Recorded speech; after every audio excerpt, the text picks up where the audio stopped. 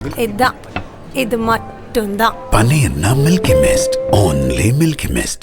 2 ஆண்டுகளுக்கு முன்பு இளைஞரணியுடைய 2வது மாநில மாநாட்டை சேலத்துல வெற்றிகரமா நடத்தி காட்டணும்.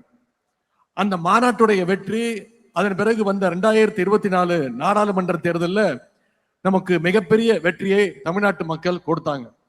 இங்கே திரண்டிருக்கக்கூடிய இந்த லட்சக்கணக்கான நிர்வாகிகள், இளைஞரணி நிர்வாகிகளை பார்க்கும்பொழுது வருகின்ற 2026 சட்டமன்ற தேர்தலையும் அதே வெற்றியை நீங்க நிச்சயம் நம்முடைய தலைவருக்கு கொடுப்பீங்க அப்படின்ற அந்த நம்பிக்கை எனக்கு நிச்சயம் இருக்கு. அதற்கு அந்த வெற்றிக்கு இந்த நிர்வாகிகள் சந்திப்பு மிக மிக முக்கியமான ஒரு காரணமாக நிச்சயம் அமையும். இன்னைக்கு பல கட்சிகள், இயக்கங்கள் உறுப்பினர்கள் சேர்க்கவே தடுமாறிட்டு இருக்கும் பொழுது, இன்னைக்கு திராவிட முன்னேற்ற கழகத்துடைய நம்ம இளைஞரணி ஒவ்வொரு பூத் வரைக்கும் நிர்வாகிகளை நியமனம் பண்ணியிருக்கிறோம். அந்த வகையில இன்னைக்கு 91 சட்டமன்ற தொகுதிகளுக்குள்ள மாவட்டம், மாநகரம், ஒன்றியம், நகரம் முதல் பாகம் வரை பூத் வரைக்கும் அமைப்பாளர், துணை அமைப்பாளர்னு 1,30,000 நிர்வாகிகள் இந்த கூட்டத்திற்கு, இந்த சந்திப்புக்கு நீங்க வருகை இருந்திருக்கீங்க. இந்த சந்திப்புக்கு முதல்ல அனுமதி வழங்கிய நம்முடைய கழக தலைவர் அவருக்கு முதல்ல இளைஞரணியின் சார்பாக என்னுடைய நன்றியை தெரிவித்துக் கொள்கின்றேன். அதேபோல கழகத்துடைய பொதுச் செயலாளருக்கும், முதன்மை செயலாளருக்கும், வந்திருக்கக்கூடிய அனைத்து துணை பொதுச் செயலாளர்களுக்கும், இந்த சந்திப்பை இவ்வளவு சிறப்பாக ஏற்பாடு செய்திருக்கக்கூடிய உங்களுடைய மாவட்ட அமைச்சர், மாவட்ட கழக செயலாளர் அண்ணன் ஏவா வேலு அவர்களுக்கும் இளைஞரணியின் சார்பாக என்னுடைய நன்றியை நான் தெரிவித்துக் கொள்கின்றேன். அது மட்டுமல்ல, இந்த சந்திப்பை சாத்தியப்படுத்திய அனைத்து மாவட்ட அமைச்சர்கள், மாவட்ட பொறுப்பு அமைச்சர்கள், மாவட்ட, ஒன்றிய, நகர, பேரூர் கிளைக்கழக செயலாளர்கள், இளைஞரணியினுடைய மாநில துணை செயலாளர்கள், அனைத்து மாவட்ட அமைப்பாளர்கள், துணை அமைப்பாளர்கள், உங்க அத்தனை பேருக்கும் இந்த நேரத்தினுடைய நன்றியை நான் தெரிவிச்சிருக்கேன். வந்திருக்கக்கூடிய அனைத்து இளைஞரணி தம்பிமார்களையும் சகோதரர்களையும், இளைஞரணி செயலாளரா உங்க அத்தனை பேரையும் வருக வருக என வரவேற்கிறேன். என்னுடைய நன்றியும் நான் தெரிவித்துக் கொள்கின்றேன். திருவண்ணாமலையில மலை இருக்குன்னு எல்லாருக்குமே தெரியும். ஆனா மலை மட்டும் இல்ல, இங்க திருவண்ணாமலையில கடலும் இருக்கின்ற அளவுக்கு இங்கே கடல் போல கூழி இருக்கக்கூடிய என்னுடைய இளைஞரணி தம்பிமார்கள் உங்க அத்தனை பேருக்கும் என்னுடைய நன்றியை நான் தெரிவித்துக் கொள்கின்றேன். இங்க நின்ற தேர்தல்லாம் வென்ற தலைவர் கலைஞர். அவர் வழியில இன்னைக்கு தான் தலைவராக பொறுப்பேற்ற பிறகு இந்த இயக்கம் சந்தித்த அனைத்து தேர்தலையும் வெற்றியை மட்டுமே கொடுத்திருக்கக்கூடிய நம்முடைய கழக தலைவர் அவர்கள் இங்கே பெருமையோடு பூரிப்போடு உட்கார்ந்திருக்கிறார். சேலம் இளைஞரணி மாநாட்டில் தலைவர் பேசும்போது குறிப்பிட்டு பேசினார், வாழ்த்து பேசினார். என்ன சொன்னாரு? நான் கழக தலைவராக மட்டும் உங்களை வாழ்த்தவில்லை, உங்களுடைய தந்தையாக நான் வாழ்த்துறேன் அப்படின்னு தலைவர் சொன்னார். ஏன்னா உதயநிதி மட்டும் என்னோட பிள்ளை கிடையாது, என்னுடைய வாரிசு கிடையாது, இங்க கூடியிருக்கக்கூடிய லட்சோப லட்ச இளைஞர்களும் என்னுடைய வாரிசு, என்னுடைய கொள்கை வாரிசு அப்படின்னு தலைவர் அவர்கள் நம்மளை பாராட்டினார். அப்படிப்பட்ட கொள்கை வாரிசுகளாக நாம இங்க எழுச்சியோடு கூடியிருக்கின்றோம். இன்னைக்கு மாநாடுன்னா பல கட்சிகள்ல ஆயிரக்கணக்கில் கூட இல்ல, 100 கணக்கில் இளைஞர்களை திரட்டுறது அவ்வளவு பெரிய விஷயம், சாதாரண விஷயம் கிடையாது.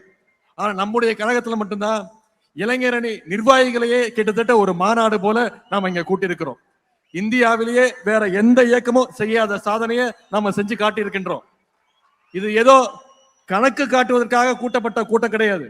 நம்முடைய எதிரிகள் போடுகின்ற தப்பு கணக்க சுக்குநூறாக உடைக்கின்ற கூட்டம் இங்க வந்திருக்கக்கூடிய இளைஞரணி கூட்டம், கொள்கை கூட்டம்.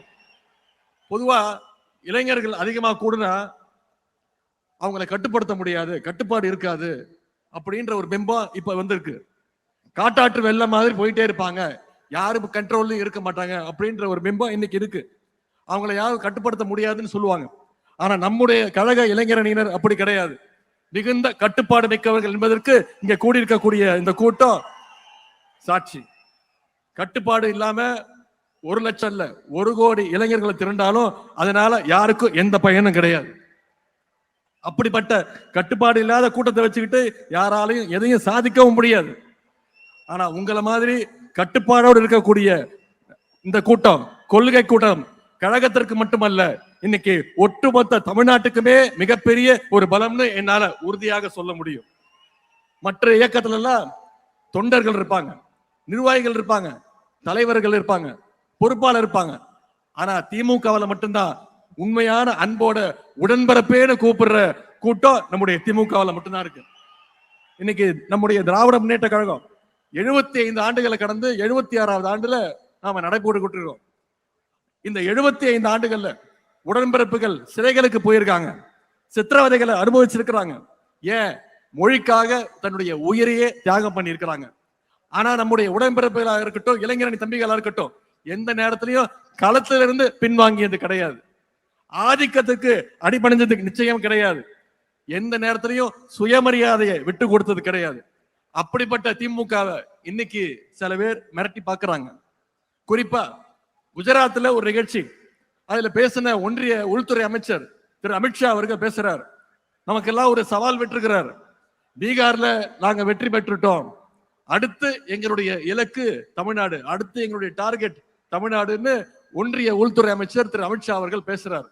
நான் திரு அமித்ஷா அவர்களுக்கும் அவருடைய அடிமை கூட்டத்திற்கும் சொல்லுகின்றேன், நீங்க எவ்வளவு சீண்டினாலும் எவ்வளவு மிரட்டினாலும் அதை எதிர்கொள்வதற்கு எங்களுடைய கருப்பு சிவப்பு படை, எங்களுடைய இளைஞரணி படை என்றைக்கும் களத்துல தயாராக இருக்கும். பேரறிஞர் அண்ணா அவர்கள் 1949ல நம்முடைய இயக்கத்தை கட்சியை ஆரம்பிக்கும் போது சொல்லிட்டு தான் ஆரம்பிச்சாரு. என்ன சொன்னாரு? டெல்லியினுடைய ஆதிக்கத்தை எதிர்க்கத்தான் நாங்க வரோம்னு சொல்லிட்டு தான் கருப்பு சிவப்பு கொடியை ஏத்தினார் பேரறிஞர் அண்ணா அவர்கள். அன்னைக்கு ஆரம்பிச்சு இன்னைக்கு வரைக்கும் தமிழ்நாட்டை காப்பாற்றுவதற்கான அந்த போர்க்களத்துல திராவிட முன்னேற்ற கழகம் என்னைக்குமே முன்வரிசையில இருந்திருக்கு. இந்த போர்க்களத்துல எதிரிகள் தான் மாறி மாறி வந்திருக்காங்களே தவிர திராவிட முன்னேற்ற கழகம் என்னைக்குமே அதே வலிமையோடு இன்னைக்கு இருந்திருக்கு. ஏன்னா நம்முடைய முதலமைச்சர் அவர்கள் ஏற்கனவே சொன்ன மாதிரி தமிழ்நாடு என்னைக்குமே டெல்லிக்கு அவுட் ஆஃப் கண்ட்ரோல் தான். அப்படிப்பட்ட நம்மளை பார்த்து தயாராக இருங்க, நாங்க தமிழ்நாட்டுக்கு வரோம்னு மிரட்ட பாக்குறாங்க.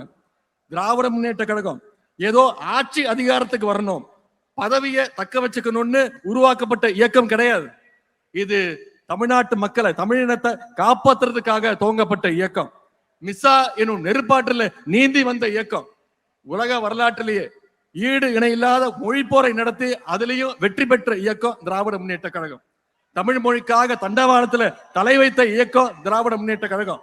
பல துரோகங்களை, பல அடக்குமுறைகளை வீழ்த்திய இயக்கம் திராவிட முன்னேற்ற கழகம். இப்படிப்பட்ட எங்களை பார்த்து குஜராத்ல உட்கார்ந்து மிரட்டி பணிய வைக்கலாம்னு நினைச்சா நிச்சயம் அது உங்க கனவுல கூட நடக்காது. இங்க கூடி இருக்கக்கூடிய இளைஞரணி தம்பிமார்களும் தலைவருடைய உடன்பிறப்புகளும் இருக்கிற வரைக்கும் நிச்சயம் அது நடக்க விட மாட்டாங்க. ஆகவே கடைசி உடன்பிறப்பு இருக்க வரைக்கும் தமிழ்நாட்டை சங்கி கூட்டத்தால தொட்டு கூட பார்க்க முடியாது. நீங்க பீகார்ல வெற்றி பெற்றிருக்கலாம், உத்தரப்பிரதேசம், மத்திய பிரதேசம்னு வடநாட்டுல நீங்க வெற்றி பெற்றிருக்கலாம், ஆனா தமிழ்நாட்டுக்குள்ள ஈஸியா நுழைஞ்சிடலாம்னு நீங்க தப்பு கணக்கு போடுறீங்க. ஏன்னா நிச்சயம் நடக்காது. ஏன்னா தமிழ்நாட்டுக்குன்னு ஒரு தனித்துவம் இருக்கு. தந்தை பெரியார் அப்படிங்கிற கொள்கை நெருப்பு தமிழ்நாட்டை என்னைக்கும் சுற்றி நின்று காப்பாத்திட்டு இருக்கு. பேரறிஞர் அண்ணா, டாக்டர் கலைஞர் அவர்களும் அவங்க இன்றைக்கும் உணர்வாக இருந்து நம்முடைய தமிழ்நாட்டை வழி நடத்திட்டு இருக்கிறாங்க. ஜனநாயகத்தை பாதுகாக்க தன்னுடைய 23 வயசுல மிசா கொடுமைகளை எதிர்கொண்ட கழக தலைவர் அவர்கள் நம்மை வழி நடத்த இன்றைக்கு இங்க இருக்கிறாங்க. பாஜக அப்படின்றது மதம் பிடிச்சு ஓடுற யானை அப்படின்னு நாம நினைச்சிட்டு இருக்கோம். ஆனா அந்த யானையை அடக்கிற அங்குசம் இதோ இங்க இருக்கக்கூடிய நம்முடைய கழக தலைவர் முத்துவேல் கருணாநிதி ஸ்டாலின் அவருடைய கைகள்ல நிச்சயம் இருக்கு. இது மோடிக்கும் தெரியும், அமித்ஷாவுக்கும் தெரியும். அதனாலதான் நேரா வந்தா ஜெயிக்க முடியாதுன்னு இன்னைக்கு பழைய அடிமைகளையும் புதுசா புது அடிமைகளையும் கூட்டிக்கிட்டு துணைக்கு அழைச்சுக்கிட்டு நம்மளோட மோத பாக்குறாங்க. பழைய அடிமைகள் புதிய அடிமைகள் மட்டுமல்ல, இன்னைக்கு சிபிஐ, இடி, இன்கம் டாக்ஸ், ஏன் எலெக்ஷன் கமிஷன், இப்படி எல்லாரும் கூடயும் கூட்டணி வச்சு பாசிச பாஜக கூட்டு சேர்ந்து தமிழ்நாட்டுக்குள்ள நுழைய பாக்குறாங்க. இப்படிப்பட்ட பாஜகவை நம்பித்தான் எதிர்கட்சி தலைவர் திரு எடப்பாடி பழனிசாமி அவர்களும் தேர்தல் களத்துக்கு வந்திருக்கிறார். ஆனா நாம அப்படி இல்லை.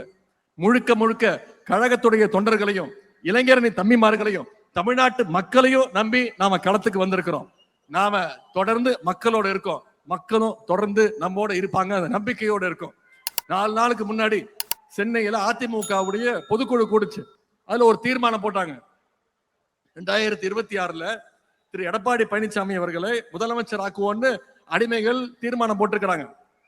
பொதுவா கார்ல பேட்டரி டவுன் ஆனா அதை 4 பேர் தள்ளி விட்டு ஸ்டார்ட் பண்ணலாம். ஆனா கார்ல இன்ஜினே இல்லைன்னா எவ்வளவு தள்ளினாலும் அது ஸ்டார்ட் ஆகாது. இன்ஜின் இல்லாத கார் தான் இருக்கக்கூடிய அண்ணா திராவிட முன்னேற்ற கழகம். இப்போ பாஜக அப்படின்ற லாரி அந்த இன்ஜின் இல்லாத காரை எப்படியாவது கட்டி இழுத்துட்டு போக பாக்குது. இன்னைக்கு திரு எடப்பாடி பழனிசாமி அவர் சொல்றார், நீதித்துறையை காப்பாற்றணும், தமிழ்நாட்டை காப்பாற்றணும்னு சொல்றாரு. முதல்ல அவர் காப்பாற்ற வேண்டியது அண்ணா திராவிட முன்னேற்ற கழகத்தை பாஜக கிட்ட இருந்து காப்பாற்றணும். இன்னைக்கு கட்சியில இருந்து ஒவ்வொருத்தரா வெளியே போயிட்டு இருக்கிறாங்க. ஆனா அவர் என்ன சொல்றாரு, யார் வேணாலும் வாங்க, யார் வேணாலும் போங்க, நான் மட்டும்தான் நிரந்தர பொதுச் செயலாளர். இதுதான் திரு எடப்பாடி பழனிசாமி அவர்களுக்கு தேவை. அவருக்கு தேவை மட்டும் கிடையாது, நமக்கும் தேவை அதுதான் என்பதை நீங்கள் உணர வேண்டும். திரு எடப்பாடி பழனிசாமி அவர்களே, உங்ககிட்ட ஒரே ஒரு விஷயத்த சொல்றேன். அடிமையா இருந்து சுகமா வாழ்றதை விட சுயமரியாதையோடு சுதந்திரமா வாழ்றதுதான் முக்கியம். இதோ இங்க இருக்கக்கூடிய எங்களுடைய லட்சக்கணக்கான திராவிட முன்னேற்ற கழகத்துடைய இளைஞரணி தம்பிமார்கள், கருப்பு சிவப்பு இளைஞர்கள் இங்க பாருங்க, சுதந்திரமா இருக்கும், குறிப்பா சுயமரியாதையோடு இருக்கும். அதனாலதான் இன்னைக்கு நம்மளை நோக்கி தமிழ்நாட்டு இளைஞர்கள் தொடர்ந்து வந்துட்டு இருக்கிறாங்க, தங்களுடைய ஆதரவை கொடுக்கிறாங்க. பாசிச சக்திகளிடமிருந்து தமிழ்நாட்டை காப்பாற்றுகின்ற ஆற்றல் திராவிட முன்னேற்ற கழகத்துக்கு மட்டும்தான் உண்டுன்னு இன்னைக்கு தமிழ்நாட்டு மக்கள் நிச்சயம் நம்புறாங்க. மக்களுக்கு அந்த நம்பிக்கையை வித்துட்டவர், அந்த நம்பிக்கையை பெற்றுள்ள தலைவர் நம்முடைய கழக தலைவர் அவர் இங்க வந்திருக்கிறாங்க. கழக தலைவர்கள் மீது மக்களுக்கு இருக்கக்கூடிய அந்த அசைக்க முடியாத நம்பிக்கை தான் பாசிச சக்திகளையும் அடிமை கூட்டத்தையும் அவங்களுடைய கண்களையும் உறுத்திக்கிட்டு இருக்கு. அதனாலதான் அமைதி பூங்காவா இருக்கக்கூடிய தமிழ்நாட்டுல எப்படியாவது நுழைஞ்சு ஏதாவது ஒரு கலவரத்தை செய்யலான்னு முயற்சி செஞ்சுட்டு இருக்கிறாங்க. அந்த பாசிச கலவர சக்திகளுக்கு தமிழ்நாட்டு மக்கள் சார்பாக இளைஞரின் தன்மைமார்கள் நாம அத்தனை பேர் சொல்லுவோம், we will never allow you, we are ready to face the consequences. நாங்கள் உங்களை நிச்சயம் தமிழ்நாட்டுக்குள்ள அனுமதிக்க மாட்டோம். அதனால் ஏற்படுகின்ற விளைவுகளை நிச்சயம் களத்துல சந்திப்போம். தமிழ்நாட்டில் நடந்து வருகின்ற ஆட்சி சமூக நீதியை, சமத்துவத்தை, மதச்சார்பினையை, பெண்ணுரிமையை காக்கின்ற ஒரு ஆட்சி. இப்படிப்பட்ட நம்முடைய கழக ஆட்சியை மீண்டும் கொண்டு வர வேண்டியது நம்முடைய பொறுப்பு, குறிப்பா இளைஞரணி தம்பிமார்களுடைய கடமை. இங்க வந்திருக்கக்கூடிய இளைஞரணி நிர்வாகிகளுக்கு அந்த கடமை அதிகமாக இருக்கின்றது. இந்த நேரத்துல தலைவர் அவர்களுக்கும் கழகத்துடைய பொதுச் செயலாளர்களுக்கும் ஒரு அன்பான இளைஞர்களின் சார்பாக ஒரு அன்பான வேண்டுகோள். நிச்சயம் வர இருக்கின்ற சட்டமன்ற தேர்தலில் எங்களுடைய இளைஞர்களுக்கு நீங்க போட்டியிட அதிகமாக வாய்ப்பை தர வேண்டும். இளைஞர்களுக்கு கொடுக்க வேண்டும், இளைஞரணிக்கு தான் கொடுக்கணும்னு சொல்லுவேன், இளைஞர்களுக்கு கொடுக்க வேண்டும் கோரிக்கை வைக்கிறேன். இளைஞரணி சார்பாக என்னென்ன பணிகள்லாம் செஞ்சிருக்கோம்னு நம்முடைய துணை பொதுச் செயலாளர் ஆராசா அவர்கள் இங்க பேசினாங்க. இவ்வளவு நாளா நாம என்ன செஞ்சோம் அப்படிங்கிறது எவ்வளவு முக்கியமோ அதே மாதிரி இனிமே என்ன செய்ய போறோங்கிறதும் மிக மிக முக்கியம். அப்படி நமக்கு முன்னாடி இருக்கக்கூடிய முதல் பணி, அடுத்த முக்கியமான பணி தான் 2026 சட்டமன்ற தேர்தல் பணி. அடுத்து வர்ற 4 மாதங்களுக்கு நாம அதை நோக்கி பயணம் செய்யணும். களத்துல கடுமையா உழைக்கணும். அடுத்த தலைமுறை இளைஞர்களை சந்திச்சு பேச வேண்டும். உங்களுடைய நண்பர்களை சந்திச்சு பேசணும். அவங்களுக்கு அரசியல் பத்தின புரிதல் வரணும். யார் வேணாலும் இடையில வரட்டும் போகட்டும், அதை பத்தி நமக்கு கவலை வேண்டாம். வானவில் பார்க்கறதுக்கு ரொம்ப அழகா இருக்கும், கலர் கலரா இருக்கும், அதை பார்க்கறதுக்கு மக்கள் கூடுவாங்க. ஆனா அது நிச்சயம் நிரந்தரம் கிடையாது. உதயசூரியன் மட்டும்தான் நிரந்தரம். உதயசூரியன் தான் மக்களுக்கான வெளிச்சத்தை தரும். ஆகவே நம்முடைய கழகத்துடைய வரலாறு, நம்முடைய ஆட்சியுடைய சாதனைகளை, தலைவருடைய வரலாறு, பெருமைகளை மக்கள்கிட்ட எடுத்து சொல்லுங்க. உங்க தெருவில் இருக்கக்கூடிய 10-20 இளைஞர்களை நீங்க உங்க கண்ட்ரோல் எடுத்துட்டு வாங்க. நீங்க சொன்னா கேட்கிற மாதிரி இருக்கணும். 10 வீட்டுக்கு 20 வீட்டுக்கு நான் பொறுப்பு, இந்த தெருவில் இருக்கிற வாக்குகளுக்கு நான் பொறுப்புன்னு அந்த டார்கெட்டை பிக்ஸ் பண்ணி இளைஞரணி தம்பிமார்கள் வேலை செய்யணும். எல்லார் கூடவும் நெருங்கி பழகணும், மக்களோட மக்களா பழகணும். அவங்களுக்கு தேவையானதை செஞ்சு கொடுங்க. தமிழ்நாட்டுல எந்த வீட்டை எடுத்துக்கிட்டாலும் நம்முடைய திராவிட மாடல் அரசுடைய திட்டங்கள் நிச்சயம் அந்த வீட்டுல ஒரு பயனாளியாவது நிச்சயம் இருப்பான். அதை மக்கள்கிட்ட தொடர்ந்து ஞாபகப்படுத்துங்க. திட்டங்களை எடுத்து பேசுங்க. மக்களை சந்திச்சு மக்களோட மக்களா பழகுங்க. அவங்களுடைய நம்பிக்கையை பெறுங்க. இந்த பணியெல்லாம் நாம சரியா செஞ்சா நிச்சயம் நம்முடைய கழகம் 7வது முறையாக ஆட்சி அமைக்க போவது உறுதி. நம்முடைய கழக தலைவர் அவர்கள் தொடர்ந்து 2வது முறையாக முதலமைச்சர் நாற்காலில் உட்கார போவது உறுதி. நாம பெறப்போகிற வெற்றி சாதாரண வெற்றியாக இருக்கக்கூடாது. 70,000 பூத்துலயும் நிச்சயம் உதயசூரியன் வெற்றி பெற்றாக வேண்டும். 70,000 பூத்துலயும் மிகப்பெரிய வாக்கு வித்தியாசத்துல வெற்றி பெற வேண்டும். நம்முடைய தோழமை கட்சியுடைய வெற்றி உறுதி செய்யணும். அதற்கு இந்த இளைஞரணி வடக்கு மண்டல நிர்வாகிகள் சந்திப்பு நிச்சயம் ஒரு அடித்தளமா இருக்கும்னு நம்புறேன். இங்க வந்திருக்கக்கூடிய இளைஞரணி தம்பிமார்கள், நீங்கள் திரும்பி போகும்போது ஒவ்வொரு இளைஞரணி நிர்வாகியும் அந்த உறுதியோட அந்த நம்பிக்கையோட நீங்க சொல்லணும். திருவண்ணாமலையில கூடினோம், டிக்கெட்டும் இதனால தமிழ்நாட்டில் வென்றோம் அப்படின்னு நாளைய வரலாறு சொல்லணும். இந்த நேரத்தில் இறுதியா ஒரே ஒரு விஷயத்தை தலைவர்கிட்ட சொல்ல விரும்புகின்றேன். இளைஞரணி தம்பிமார்களுக்கு நினைவுபடுத்த விரும்புகின்றேன். 2ஆம் உலகப் போர் சமயத்துல ஜெர்மனியோட படையெடுப்பை தாக்கு பிடிக்க முடியாம எதிரில இருந்த எல்லா நாடுகளும் ஜெர்மனி கிட்ட போய் சரண்டர் ஆயிட்டாங்க. ஆனா அப்படிப்பட்ட ஜெர்மனியவே எதிர்த்து நின்னது ஒரே ஒரு ரஷ்ய நகரம். அந்த நகரம் தான் தோற்கடிச்சது. அந்த நகரத்துடைய பெயர் ஸ்டாலின் கிராட்.